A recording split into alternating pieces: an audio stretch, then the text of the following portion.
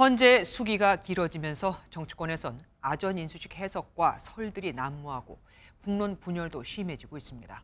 어떤 결론이 나도 집단적 반발이 불가피하다는 우려와 함께 정치권이 대립을 부추기고 있다는 지적도 적지 않고요. 특히 여야는 승복 약속을 놓고서도 신경전을 벌이고 있는 중이죠. 이호준 기자와 뉴스 추적해보겠습니다. 어서 오십시오. 먼저 8년 전 박근혜 전 대통령 탄핵 때는 달랐다고요? 네, 박근혜 전 대통령 탄핵 당시에도 이 거리에는 이른바 이 촛불 집회 그리고 태극기 집회, 즉 탄핵 찬반 집회가 한창 벌어지고 있었습니다. 이 국론 분열이 극심해지자 이 선고 한 달 전 여야 4당 원내대표가 만납니다. 그리고 여기서 어떤 결과가 나오든 승복하겠다는 메시지를 발표했습니다.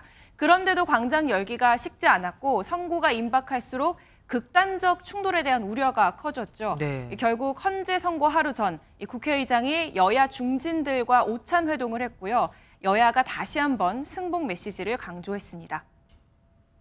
중진 의원들 모두가 헌재 결정에 승복하고 또 통합된 마음으로 새로운 시대를 열어가자는 데 합의를 했습니다.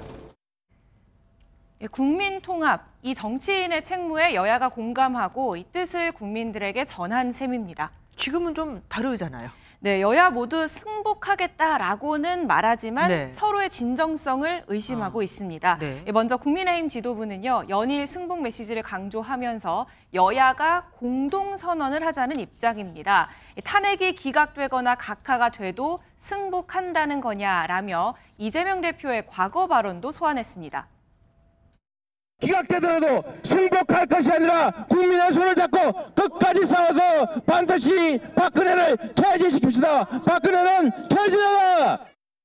그래서 이번에 야당 답을 내놨습니까? 예, 이 공동선언 제안에 대한 즉답은 아직이지만 이 승복은 당연한 거란 입장입니다. 그러면서 여권의 승복 메시지야말로 거짓말 아니냐며 날을 세우고 있습니다. 헌재 결정에 승복해야 한다는 당부를 남긴 최상목 대통령 권한대행 오늘 발언에도 야당의 비판이 쏟아졌습니다. 어떠한 결정에도 결과를 존중하고 수용해 주실 것을 국민들께 다시 한번 간곡히 호소드립니다. 마은혁 헌법재판관 후보자 임명을 하지 않고 있는 최 권한대행이 할 말이 아니라는 건데요. 네. 야당은 또 이 탄핵 심판의 당사자인 윤석열 대통령의 승복 메시지가 있어야 한다는 입장입니다. 그 말입니다. 정작 대통령이 지금 말이 없어요. 그러면은 승복한다는 메시지 내놓을까요? 일단 현재로선 윤 대통령 측은 헌재 선고 전에 어떤 메시지도 내놓지 않을 거란 입장입니다. 네. 즉 승복 메시지도 없다는 거겠죠. 그러네요. 이 승복 의사가 이 헌재 탄핵 인용 결정에 부담만 덜어줄 거란 인식이 깔린 것으로 보입니다.